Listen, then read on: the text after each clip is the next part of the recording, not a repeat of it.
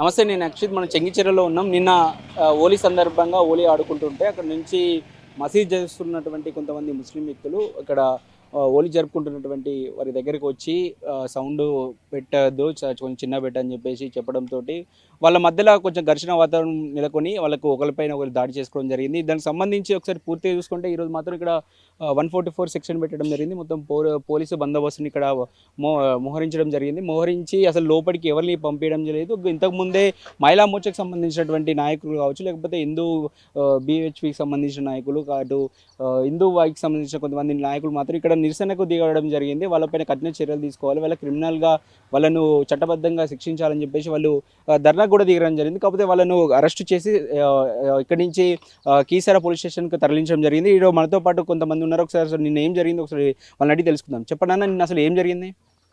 ఈడ మొత్తం మా హోలీ పండుగ ఉంటుంది, మొత్తం పెద్ద జాతర మా దాంట్లో. వాళ్ళు వాళ్ళు వచ్చి వాళ్ళు మొత్తం టేబుల్ రికార్డ్ శ్రీరాము పాట, ఈ మన రాజాసింగ్ పాట అది మొత్తం పెట్టుకొని వాళ్ళు ఆడుకుంటారు. ఇక్కడ ఆడుకుంటే వాళ్ళు మస్జిద్లో వచ్చి చెప్తే కూడా బంద్ చేసేసారు.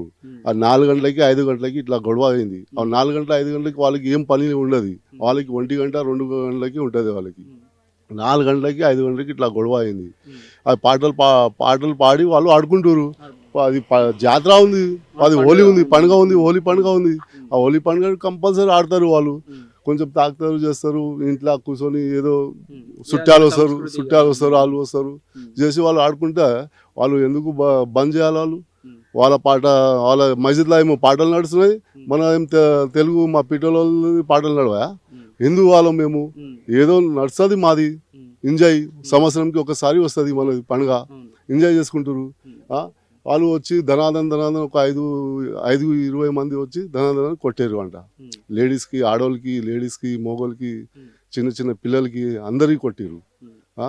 మన పోలీసు వాళ్ళు కూడా ఉన్నారు, వాళ్ళు పోలీసు వాళ్ళు కూడా ఉండి వాళ్ళు ఏమంటలేరు. ఇంకా మా వాళ్ళకి పిటోల వాళ్ళకే నూకుతారు వాళ్ళు. వాళ్ళు ఏం చేస్తారు? వాళ్ళకి చదువు రాదు, ఏం రాదు. వాళ్ళు ఉన్న గరీబోళ్ళు, వాళ్ళు 20-30 ఇల్లు ఉన్నాయి, వాళ్ళకి ఏం లేదు. అందులో చాలా గరీబోళ్ళు పాపం. వాళ్ళకి ఇప్పుడు డబుల్ బెడ్రూమ్ ఉన్నాయి, తుర్కోలకి ఇచ్చారు డబుల్ బెడ్రూమ్. పిటోలకి ఎవరికి ఇవ్వలేదు. పిటోళ్ళు కూడా ఉన్నారు, పక్క వాళ్ళు హిందువులు కూడా ఉన్నారు. వాళ్ళకి మా హిందువులకు కూడా ఇవ్వాలి కదా, హిందువులకి ఇస్తున్నారు, పిటోళ్ళకి ఇస్తున్నారు, తుర్కోలకి ఇస్తున్నారు. వాళ్ళ మొత్తం పోనీ అది ఇడిచిపెట్టు, వాళ్ళు ఎందుకు కొట్టాలా? వాళ్ళ ఇంటి ముంగట వాళ్ళు ఆడుకుంటారు, ఇంటి ముంగట వచ్చి వాళ్ళు ఎందుకు కొట్టాలి? వాళ్ళు అంత పెద్దవాళ్ళు. మన ఏరియా ఇది, మన ఈ హైదరాబాద్ కాదు, సికింద్రాబాద్ ఏరియా. ఆ హైదరాబాద్ అల్లగుంది, మన సికింద్రాబాద్ ఏరియా. వాళ్ళు ఎంత ధైర్యం ఉంది వాళ్ళకి మా ఏరియాలో వచ్చి వాళ్ళు ఎందుకు కొట్టాలా? మాది పిట్టోళ్ళు అంటే ఇప్పుడు మా పిట్టోళ్ళ దావత్ అవుతుంది జల్పల్లిలా కమకం 20,000-30,000 ఆడికి వెళ్ళిపోయారు. ఒక్క మంది ఇక్కడ వస్తలేరు, ఎక్కువ మంది వస్తలేరు. ఎందుకంటే జల్పల్లిలో ఉన్నారు వాళ్ళు. మా వీళ్ళు కూడా ఆడికి పోయేటోళ్ళు ఒక్కరోజు ఇంటి దగ్గర ఆడుకొని వాళ్ళు కూడా పోతా అనుకుంటారు.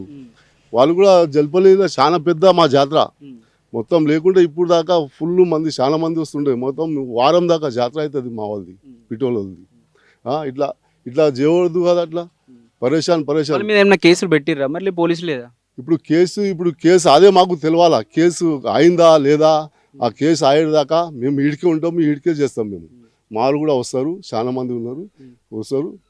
మా ప్రెసిడెంట్, మా పెద్ద బస్తీల విజయ్ కుమార్, వాళ్ళు చాలా కష్టం చేసిండ్రు పాపం. ఆయన కొడుకు, ఇంకా బాబు సింగ్ కొడుకు అఖిల్, ఆయన కూడా చాలా కష్టం చేసిండ్రు పాపం.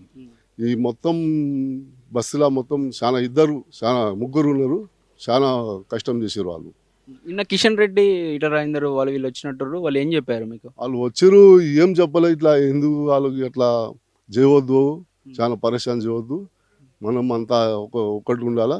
ఇంకా ఏమైనా దారి ఉంటే ఇంకోసారి మళ్ళీ చేద్దాం, అయింది, ఇంకా ఏమైనా అయితే అప్పుడు చేద్దాం అని చెప్పి వెళ్ళిపోయాడు. పోలీసుతో ఇట్లా మాట్లాడి కేసులు పెట్టిస్తామని చెప్పారు. కేసు పెట్టాలా, కంపల్సరీ కేసు పెట్టాలా. కేసు పెట్టకుంటే మేము ఇడవం. వాళ్ళకి కేసు ఉండాలా కంపల్సరీ. కేసు ఉండకుంటే ఇంకా మేము ఇడవం.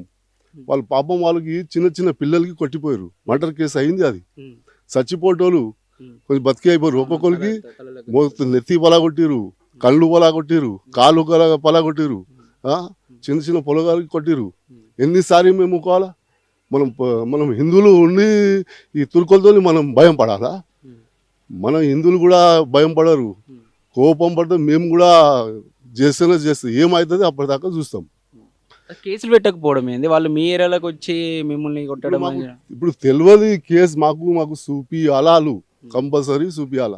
అది ఎంత 10 మంది ఉండని, 20 మంది ఉన్నారు, 40 మంది ఉన్నారు, ఎంతమంది వాళ్ళు జైల్లో ఉండాలి వాళ్ళు. అప్పటిదాకా మేము ఇవ్వము.